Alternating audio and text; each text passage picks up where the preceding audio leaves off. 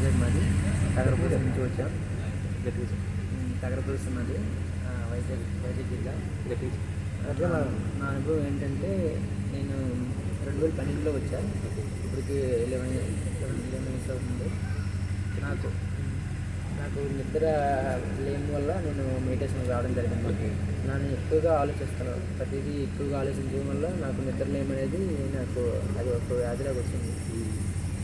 పడుకునేవాడిని కాదు. అలాగా నేను చాలామంది దగ్గరికి తిరిగాను. డాక్టర్ దగ్గరికి, సైకాలజిస్ట్ దగ్గరికి.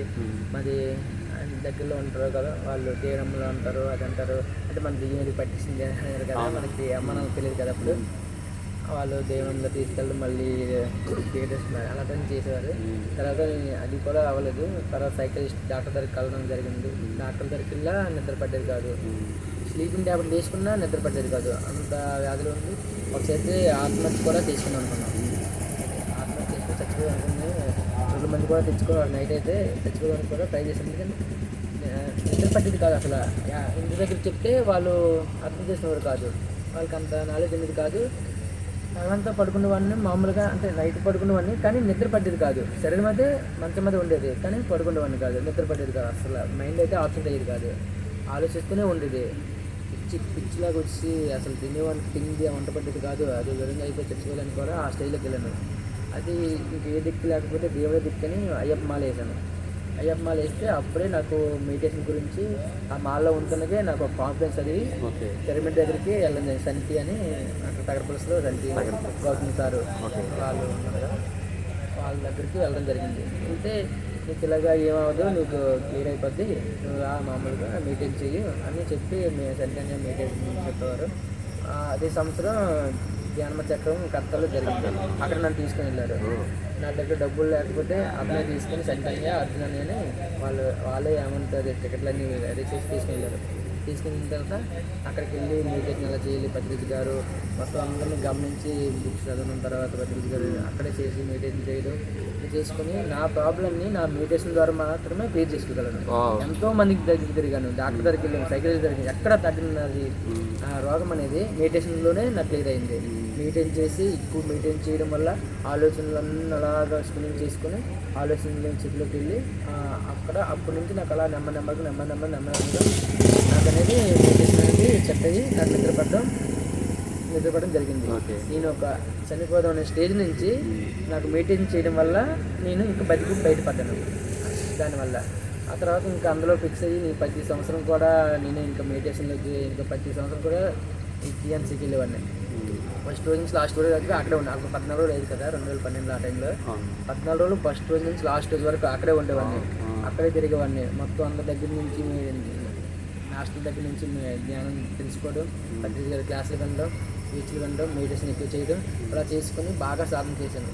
బాగా సాధన చేసి నా అనుభవం ఏంటంటే, నేను బాగా మెయింటైన్ చేసి అప్పుడు ఇంటి దగ్గర ఖాళీగా మా ఇంటి చుట్టూ చెట్లు ఉంటాయి, ఒక తోటలాగా ఉంటుంది అన్నమాట. అక్కడికి వెళ్ళి నైట్ టైం ఒకనే పడుకుంటుంది. ఆ తోటలో కూడా ఎవరు ఉండరు కాదు, నేను ఒకనే పడుకుంటు తోటలో కూడా పడుకుండి మెడిటేషన్ చేయడం. తర్వాత అప్పుడు నాకు ఒక అనుభవం వచ్చింది. ఒకరోజు మన ఒళ్ళంతా తేలికైపోయి గాల్లో తేలినట్టు ఆ చెట్లు చూసినా, ఫోటోలు చూసినా, ఏ చూసినా నాకు ఆనందం కనిపించి బాగా మెయింటైన్ చేశాను అనమాట. ఎవరు చూసినా ఆనందం, అందరూ ఒకలే కనిపించేవారు. ఆ అనుభవం అయితే నాకు బాగా గుర్తుంది. ఎవరు చూసిన ఆనందం, ఒక సినిమా పాట చూస్తే ఆనందం, ఒక ఈ సినిమా చూసానంటే అందులోకి నేను లీనమైపోయాను, అందులోకి వెళ్ళిపోయి ఇంకా అది నేనే చేస్తున్నట్టు ఆ విధంగా నాకు చాలా అనిపించింది. ఎప్పుడైనా నేను ఒక సాంగ్ చూసానంటే అది ఎంతో ఆనందం వస్తుంటుంది నా లోపల. అంటే మనసుని శూన్యస్థితి చేసుకొని ఏం చేసినా ఆనందం. అంటే మోక్షం అంటే ఏంటంటే నాకు తెలిసినంత వరకు మోక్షం అంటే అదేనేమో అనిపించింది. అంటే పత్రిక చెప్తా ఉంటారండి, ఏ పని చేసినా సరే దాంట్లో ఇన్వాల్వ్ అయిపోయి వేరే దానికి ధ్యాస లేకుండా ఓన్లీ చేసే పని మీద ధ్యాస పెట్టడమే ధ్యానం అని. మీరు ఆ స్థితికి వచ్చేసారండి. మేము కేవలం శ్వాస మీద ధ్యాస పెడుతున్నాం, మీరు అదే కాకుండా చేసే పని మీద, నడిచే నడక మీద, ప్రతి పనిలోనూ మీరు ధ్యాస పెట్టారండి. అద్భుతం అండి. నాకైతే ఇంకా అంటే ఇంతలో ఇంత ఆనందం ఉందా, మన లోపల ఆనందం ఉందా అని నాకు అనిపించింది. నా అనుభవంగా నేను పొందాను దాన్ని. ఆ విషయం అనేది ఏంటంటే నాకు మాత్రం తెలుస్తుంది, పక్కలకు మరి ఎలా ఉందో తెలియదు. కానీ ఎవరు చూసిన ఆనందం, ఒక చెట్టుని చూసిన ఆనందం, పొట్టును చూసిన ఆనందం, తోటలో గడిపేవాడిని. నైట్ కూడా అక్కడే పడుకుంటేవాడిని. ఇంక ఎవరు అంత అద్వైతం అంటే అందరూ ఒకలాగే తమ్ముడు నాన్న చెల్లి ఇంకా ఆ బంధాలు కాకుండా అందరూ ఒకలే కనిపించేవారు, ఎవరిలోని లోపల కనిపించేవి కాదు, అందరూ ఒకటే. అంటే అది ఒక స్టేజ్లోకి వెళ్ళిపోయింది నేనైతే, అది ఒక స్థితిలోకి వెళ్ళిపోయినా ఆ టైంలో నేనైతే వెళ్ళిపోయి ఇంకా ఇదైతే ఇందులో ఉన్నది అంటే మోక్షం అంటే మనలోనే ఆనందం ఉంది, బయట ఎక్కడో తిరుగుతున్నాం మనం, ఇది తెలుసుకోకుండా అందరూ తిరుగుతున్నారు, ఇందులో ఎంత నాలెడ్జ్ ఉందని నాకు అప్పుడు అనిపించిందండి. ఇంకా అక్కడి నుంచి బుక్స్ చదివిన అది అందరికీ తెలియాలని మా చుట్టుపక్కల ఉన్న వాళ్ళకి కావచ్చు, మా ఫ్రెండ్స్ కావచ్చు, చాలా మందికి అలా చెప్పుకుని వచ్చాను. అంటే ఇందులో ఉంది అంటే బయట ఎదక్కంటే లోపల ఉంది, మీ గోళం లోపల ఉంది అని నాకు అప్పుడు. ఇంకా ఇది తెలిసిన తర్వాత ఇంకా నాకు మ్యారేజ్ అయిందండి. మ్యారేజ్ అయిందంటే మా అమ్మగారు ఎక్స్పైర్ అయిపోయారు. ఆ తర్వాత నాకు బోల్డ్ సమస్యలు వచ్చాయి, బోల్డ్ ఇబ్బందులు వచ్చాయి, నా బాధ్యత అంతా నాకే పడిపోయింది. మా చెల్లి పెళ్లి చేశాను, నా పెళ్లి కూడా నేను చేసుకున్నాను. ఇన్ని వచ్చినా ఎన్నో బాధలు, ఎన్నో ఇబ్బందులు అన్నీ వచ్చినా నేను ఎదుర్కొన్నాను. సో అవతల వ్యక్తికి అది బాధ అనిపిస్తుంది మీకు ఎలా? మీకు దాన్ని అది ఒక పాఠం లాగా, ఒక గుణం అంటే ఒక పాఠం లాగా. ప్రపంచంలో ఇలా ఉంటది, ఇలా వస్తారు, ఇలాగా కర్మలు వస్తుంటాయి, ఇలా వస్తుంటాయి, అవన్నీ ఎదుర్కోగలిగాను. నాకేం పెద్ద సమస్యలు కనిపించలేదు. కానీ ఆ చుట్టుపక్కల అందరికీ ఒకప్పుడు కేవలం నిద్ర లేకపోతే చనిపోయే స్థితి నుంచి ఇప్పుడు ఇవన్నీ కూడా కష్టం కాదనే స్థితికి ఏదైనా ఎదుర్కోగలం. అద్భుతం సార్. ఏదైనా ఎదుర్కోగలం, ఏదైనా చేయగలం. ఆ స్థితి వరకు నాకైతే వచ్చింది. ఇంకా ప్రపంచంలో అంటే ఏదైనా ఏ సమస్య అయినా ఒక పాఠం లాగా, ఒక గుణపాఠం లాగా అది మనకు వస్తుంటుంది. దాని నుంచి మనం నేర్చుకోవాలి, దాని నుంచి మనం చెప్పాలి. ఇంకా ఆ విధంగా నేను ఈ క్లాసులో వినడం, మరి ఇంకా లోపలికి ప్రయాణించడం, ఇంటి దగ్గర ప్రతిరోజు meditation morning 1 hour, night 1 hour meditation చేస్తుంటాను. చేసి లోపలికి అంటే ఎక్కువ నాతో నేను గడపాలనుకుంటున్నాను. ఇంకా బయటికి వెళ్ళకుండా, బయట వాళ్ళతో ఎక్కువ మాట్లాడకుండా మనలో మనం ఉంటూ, అంటే ఇంకా మన గురించి మనం తెలుసుకోవడానికి జన్మ చాలు సార్. మన గురించి మనకే ఇంకా అంటే బయట వాళ్ళకి చెప్పాలి, కానీ వాళ్ళు వింటారు తర్వాత విషయం మనం చెప్పినంత వరకే. వాళ్ళు కొంత తీసుకుంటారు, కొంత తీర్చుకోరు. ఎందుకంటే వాళ్ళ కర్మను బట్టి, వాళ్ళ దీన్ని బట్టి, వాళ్ళ మైండ్ సెట్ బట్టి. నేను ఇప్పుడు నాకు బాగా వచ్చింది కాబట్టి నేను ఫాస్ట్గా అంటే అందుకున్నాను. అంటే ఒక ఖాళీ కట్టికి తెలుసు అంటే మీకు ఆల్రెడీ ఒక రీజన్ తో వచ్చారు. సో మీరు దీన్ని పట్టుకున్నారు. సో అన్ని బాగున్న వాడికి ఏముందలే తర్వాత చూద్దామని ముందుకు వెళ్ళకపోవడం వల్ల వాళ్ళు త్వరగా అందుకోలేకపోతున్నారు అంటారా? అందుకోలేకపోవచ్చు. ఓకే, అంటే సార్ అంటారు పట్టు పట్టారు, అది పట్టు పట్టినని బిడిగి పట్టువారు అన్నట్టు మీరు గట్టిగా పట్టేశారండి. సో అలాగే స్వాధ్యాయం గురించి కొత్త వాళ్ళకి లేకపోతే బాగా సాధన పెంచుకోవాలనుకున్న వాళ్ళకి రెండు ఏదన్నా మంచి విషయాలు ఎలా ఇంప్రూవ్ చేసుకోవాలి? పత్రిక గారు చెప్పేది ఏంటంటే, ఇప్పుడు నేను మాత్రమే గురువుని కాదు, అందరూ గురువులే. ప్రతి దాని నుంచి నేర్చుకోవాలి, ప్రతి దాని నుంచి మీరు తెలుసుకోవాలి అని చెప్పారు. అందరి నుంచి నేర్చుకోవాలి సార్, ప్రతిదీ కూడా, ప్రతి జ్ఞానం కూడా నేర్చుకోవాలి. నేనైతే దగ్గర ఒక 4,000-5,000 స్పీచ్లు విన్నాను. స్పీచ్ మామూలు వినలేదు.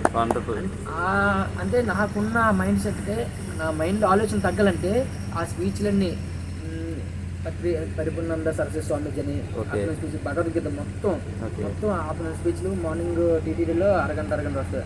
అలాంటి అన్ని స్పీచ్లు మొత్తం భగవద్గీత అంతా విన్నాను. ఆ తర్వాత చాలామంది పత్రిక చెప్పినట్టు అందరి స్పీచ్లు, ఎవరైతే స్పిరిచువల్ నాలెడ్జ్ ఉంది ఆ స్థితిలో ఉన్న వాళ్ళు, హై లెవెల్లో ఉన్న వాళ్ళు, ప్రతి ఒక్కరి స్పీచ్లు కూడా చాలా ఉన్నాను. ప్రతిది అలా వింది, మళ్ళీ అరగంట మళ్ళీ వింది అలా వింటుంటూ ఒక స్పీచ్ చాలు సార్, అలా వింటే చాలు మనం అందులో నుంచి చాలా నేర్చుకుంటాం, అందులో నుంచి మారిపోతుంటాం. సో ఇప్పుడు యువత టైం దొరికిందంటే యూట్యూబ్ మంచి షార్ట్లు చూడడం లేకపోతే ఎంటర్టైన్మెంట్ చూస్తున్నారు. బట్ ఈ డీవియేషన్ అంటే ఇది కూడా ఒక రకమైన ఒక ఎడిక్ట్ అవడానికి ఛాన్స్ ఉందా? ఇవన్నీ ఎడిక్ట్ అయిపోవడానికి చాలా తక్కువ టైం పడుతుంది. సో అలాగే ఈ స్పీచెస్ వింటూ అంటే బోర్ కొడుతుందా, లేకపోతే దాన్ని కూడా ఎడిక్ట్ అవడానికి ఎటువంటి మార్గాన్ని ఎంచుకోవాలి? కొన్ని హింట్స్ చెప్పండి మాకు సార్. బోర్ కొట్టడం, ఇప్పుడు ఒక సెల్ ఉందంటే అది పాజిటివ్గా యూజ్ చేసుకోవచ్చు, నెగిటివ్గా యూజ్ చేసుకోవచ్చు. ఇప్పుడు దీని మీద ఇంట్రెస్ట్ ఉంది అంటే మనం స్పిరిచువల్ నాలెడ్జ్ ఉన్నవాళ్ళు ఏంటంటే ఇది చాలా వరకు యూజ్ అవుతుంది. మొబైల్ అనేది చాలా వరకు యూజ్ అవుతుంది. మొబైల్లో ప్రతి ఒక్కటి ఉంటుంది. మనం నేర్చుకోవాలంటే మనకు ఆ మైండ్ ఉంటే ప్రతి ఒక్కటి ఉంటుంది మొబైల్లో. నేనైతే మొబైల్ అయితే మాత్రం స్పిరిచువల్కి ఎక్కువ యూజ్ చేస్తాను సార్, స్పిరిచువల్ నాలెడ్జ్కి యూజ్ చేస్తున్నాను. నేను యూట్యూబ్ ఓపెన్ చేసానంటే పత్రిక స్పీచ్ ఉండో, పరిపూర్ణ సరస్వతి స్పీచ్ ఉండో, అలాంటి అందరూ ప్రతి ఒక్క గురువు స్పీచ్ ప్రతి ఒక్కటి వింటాను. ఇంకా మామూలుగా పెట్టుకుంటే ఏదైనా సంగీతం పెట్టుకొని మీటింగ్ చేసుకోవడం, ఆ విధంగా మనం చేసుకోవచ్చు సార్. కాబట్టి ఈరోజు ఉన్న యువత రావాలంటే వాళ్ళకి first of all spiritual knowledge అనేది తెలియాలి సార్.